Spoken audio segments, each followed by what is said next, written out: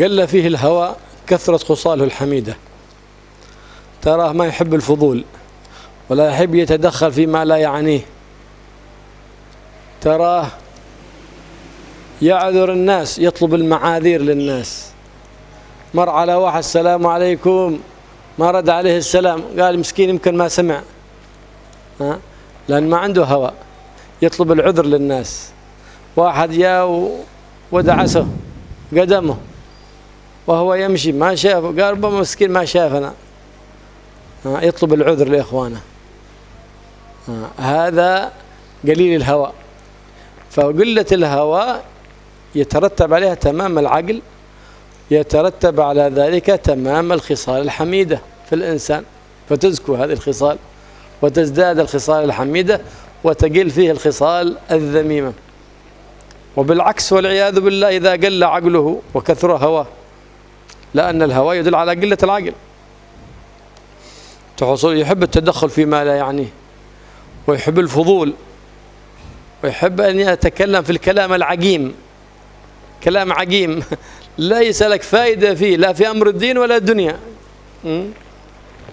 كالكلام في أمور الرياضة والسياسة لا يسمن ولا يغني من جوع، لا يسمن ولا يغني من جوع. الأمور التي يتحدثون فيها الناس بعضها أمور لا تسمن ولا تغني من فضول الكلام، فتركه أولى. نعم. فدائما يحب أن يختلف مع الناس، ما يتفق مع الناس. وتراه كلما تكلم معه شخص يماري، يحب المراء في الكلام بغير علم، يحب المراء في الكلام بالغير. هذه الطائفة مساكين في الحقيقة. نعم. كيف بيتخلص من هذا الأمر؟ كيف هو؟ ليه؟ لأنه اتخذ إلهه هوى. خلاص لو جاءه نبي مرسل ما بيسمع كلامه، ما عاد تسمع موعظة المواعظة. لهذا يقول الإمام الحداد: ولا تغني المواعظ أسير هوى مقفل القلب في حيد عن السنن. تغني المواعظ، نسأل الله العافية والسلام. هذا ما معه إلا يروح عند الصالحين من الأولياء ويطلب منهم الدعاء أن ربي يخلصه من هذا الهوى، ويتحرى ساعات الإجابة، خصوصا في وقت السحر يتوسل بحبيب الله محمد صلى الله عليه وسلم ويناجي مولاه سبحانه وتعالى بعد أن يثني عليه الثناء الحسن سبحانه وتعالى. فإن الصلاة على النبي صلى الله عليه وسلم والثناء الحسن لله سبحانه وتعالى من أسباب قبول الدعاء، أن الله يخلصه من هذا الهوى. ويقول: اللهم أرني الحق حقا وارزقني اتباعه، وأرني الباطل باطلا وارزقني اجتنابه، ولا تجعله مشتبها علي فأتبع الهوى. اللهم اجعل هوائي تبعا لما جاء به حبيبك محمد صلى الله عليه وآله وسلم، أي لا يميل قلبي إلا إلى الحق ولا يميل إلى الباطل. نعم. فحينئذ ببركة دعائه واستغاثته وتوسله بحبيب الله محمد صلى الله عليه وآله وسلم ربي يخلصه من ذلك ومن تلك البلية والعياذ بالله. Orang yang hawanya itu sedikit, maka akalnya akan menjadi besar dan perbuatan-perbuatan baiknya akan semakin menjadi banyak. Dan ciri-ciri orang yang tidak terlalu banyak hawanya, sedikit hawanya, itu dia tidak suka ikut campur sesuatu yang tidak ada urus sangkut pautnya sama dia. Tidak suka bahas-bahas sesuatu yang tidak penting. Tidak suka melakukan hal-hal yang tidak penting. Dan selalu memaafkan orang lain. Jadi mencarikan alasan atas tindakan orang lain kepada dia yang dianggap sebagai sebuah kesalahan. Misal, kita berpapasan, ketika dia berpapasan dengan orang lain, dia mengucapkan salam, assalamualaikum. yang dia salami kok tidak jawab.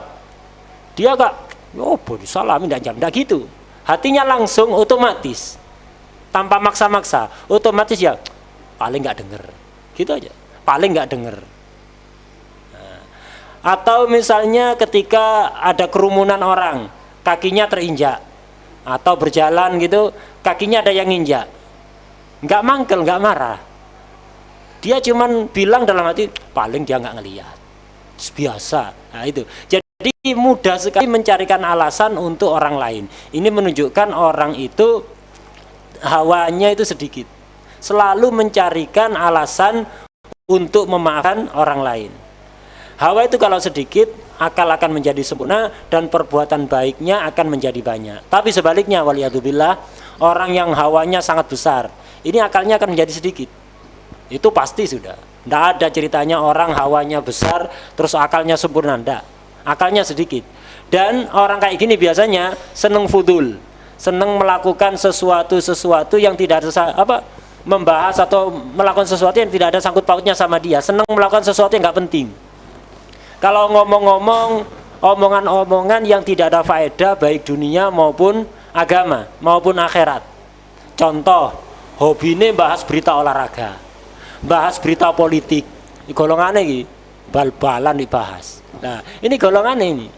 Golongannya orang akali ya kecil akalnya, hawanya besar. Hawanya besar. Sing dibahas bal-balan, politik, omongan-omongan yang la yusminu wa la yughni min ju'. Omongan yang tidak menggemukkan dan tidak bisa mengenyangkan. Nah, terus termasuk ciri-ciri orang yang hawanya besar yaitu seneng beda pendapat sama orang. Pokoknya apa caranya harus beda sama orang. Kalau ada orang ngomong apa, ya apa caranya dia beda pendapat. Caranya ya apa? Pokoknya yang bagaimana caranya dia bisa beda pendapat. Kalau ngobrol sama orang lain seneng debat. Ngomong kadang nggak perlu debat di debat. Nah, ini tanda kalau hawanya besar, seneng debat. Orang-orang kayak gini sebenarnya kasihan. Karena itu dia harus menyelamatkan dirinya dari sifat seperti itu. Ya apa caranya? Ini. Karena ini penyakit sangat bahaya. Orang yang hawanya besar seperti ini, seandainya Allah ngutus Nabi lagi, seandainya, tidak mungkin. Tapi seandainya ada Nabi datang ngomongi dia, tidak bakalan dipercaya. Kalau orang sudah hawanya besar, dinasehati model apa tidak bakalan nerima. Kalau masih hawanya kuat seperti itu, sebagaimana salah satu kalamnya Habib Abdullah Al-Haddad, wala tunil mawaidu asira hawa muqaffalul qalbi fi haidin anis sanani. Mau itu nasihat model apapun tidak akan berfaedah, tidak akan bermanfaat orang yang kuasai oleh hawa nafsu. Tidak akan bermanfaat. Yang hatinya tertutup dan jauh dari jalan yang benar. Nah, cara kalau kita punya sifat seperti itu, orang yang punya sifat seperti ini, hawa yang sangat menguasai hatinya, ini cara membebaskan diri bagaimana? Ini penting sekali. Yaitu apa? Dengan cara pertama, mendekat kepada orang-orang soleh. Selalulah mendekat pada orang soleh. Cari orang-orang soleh. Dekat, hadiri majelis-majelis mereka.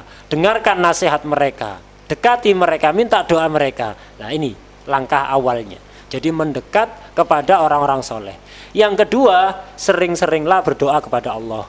Munajat, memohon kepada Allah agar dia dibebaskan dari sifat-sifat yang seperti itu. Khususnya di waktu-waktu yang di situ memiliki potensi besar dikabulkannya doa, seperti di akhir malam, di waktu-waktu yang mustajab, dia harus sering-sering bermunajat kepada Allah, sering berdoa. Di antara doa yang perlu dia baca adalah Allahumma arinil haqqa haqqa warzuqna tiba'ah wa arinil batila batila warzuqni ijtinabah. Ya Allah, tampakkanlah kebenaran kepadaku sebagai sesuatu kebenaran, sebagai sebuah kebenaran, dan bantulah aku untuk mengikuti kebenaran tersebut.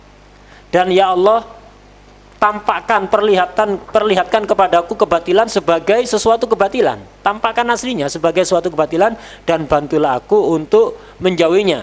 Wala taj'alhu mustabahan alaina fanattabil hawa. Dan janganlah engkau buat samar untukku mana yang benar, mana yang batil, sehingga aku akhirnya mengikuti hawa nafsu. Dan jadikanlah hawaku itu bisa mengikuti apa yang diajarkan oleh nabimu Nabi Muhammad SAW. Nah, doa seperti ini yang sering, doa seperti ini insya Allah dengan barokah doa kita akan dibebaskan dari penguasaan hawa kepada hati kita.